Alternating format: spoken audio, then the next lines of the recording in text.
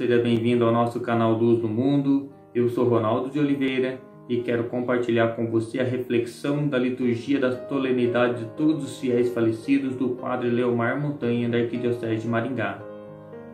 E informa que agora aqueles que acompanham o nosso canal Luz no Mundo que as homilias do Padre Leomar Montanha, gravadas e divulgadas no canal Luz no Mundo, que é um projeto. Esse projeto será finalizado agora em novembro. Portanto, este vai ser o último mês em que nós vamos gravar e disponibilizar pelo YouTube as homilias do Padre Leomar Montanha. Evidentemente que o canal vai continuar produzindo e teremos novidades em breve também, tá? Continuando a homilia do Padre Leomar Montanha, Arquidiocese de Maringá. A salvação é decidida na história. Geralmente morremos como vivemos. A liturgia deste dia de finados nos lembra de que a Igreja desde o seu início cultivou com grande piedade a memória dos mortos, visitando seus túmulos e oferecendo-lhes orações. Recordamos que Santa Mônica, quando prestes a morrer, disse ao seu filho, que é o Santo Agostinho: "Não te esqueças de lembrar-se de mim no altar do Senhor, onde quer que estejas." No século V, a Igreja dedicava um dia do ano para rezar por todos os mortos, principalmente pelos esquecidos e ignorados. Mais tarde, no ano de 998, o abade do mosteiro de Cluny, na França, Santo Odilon, pedia aos monges que orassem pelos mortos.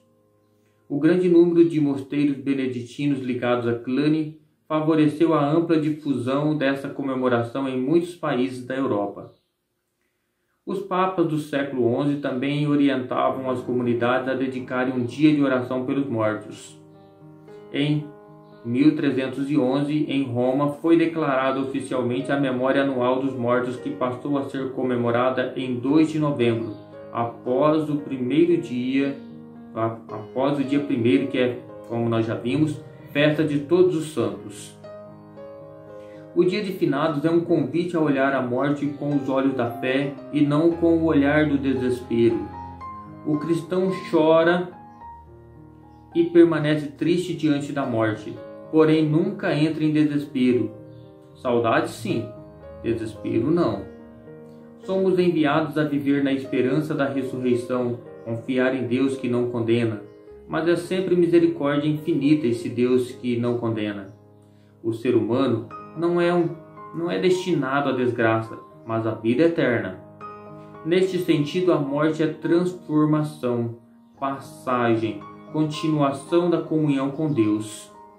Geralmente, a morte encerra o que foram nossas opções em vida, a favor ou contra Deus.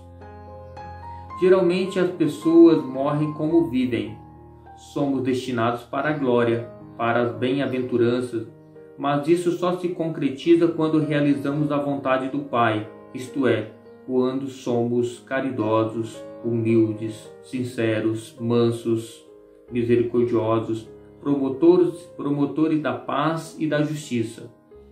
Os grandes santos não tinham medo da morte, nem festejavam a morte, mas celebravam a vida na certeza da ressurreição, fortaleciam e davam testemunho de fé na ressurreição.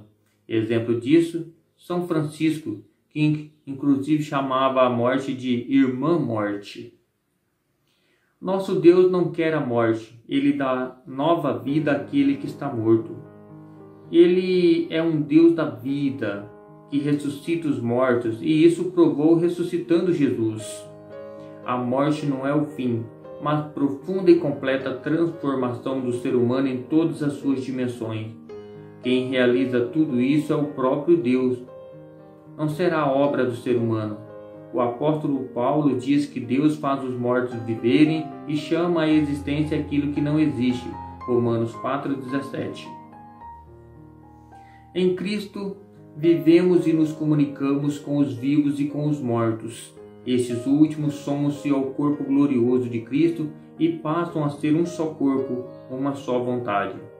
Então a vontade dos que já morreram sobre nós é que vivamos felizes, mas só viveremos felizes e realizados se obedecermos à lei de Deus.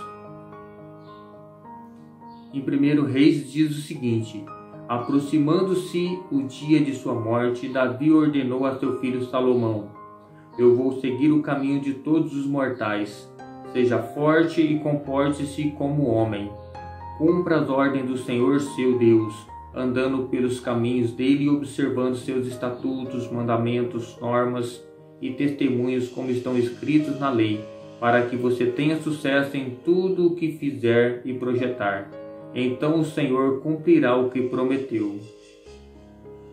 A vida é uma passagem. A morte é uma passagem para o último e definitivo encontro com Deus. Para manifestar que a vida não tem fim e não acaba com a morte, as pessoas levam flores, velas e outros objetos aos cemitérios e os depositam nos túmulos. Enfim, como podemos ser úteis aos que já faleceram e ao mesmo tempo nos ajudar também no caminho da salvação? Penso que será pela prática da piedade, diz o padre Leomar Montanha.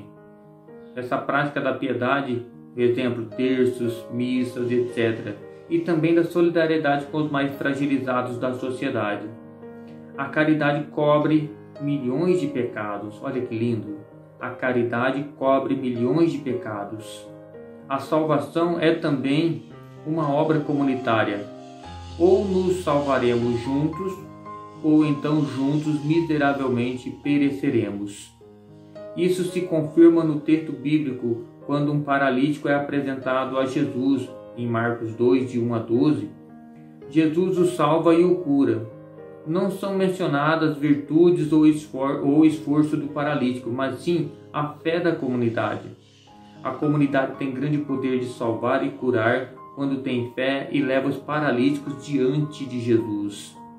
Nunca podemos nos esquecer de que viver em comunidade é ser um por todos, todos por um, todos por todos, o tempo todo. Outra coisa, embora sejamos pecadores, medíocres e fracos, encontramos em muitas pessoas tanto amor para conosco.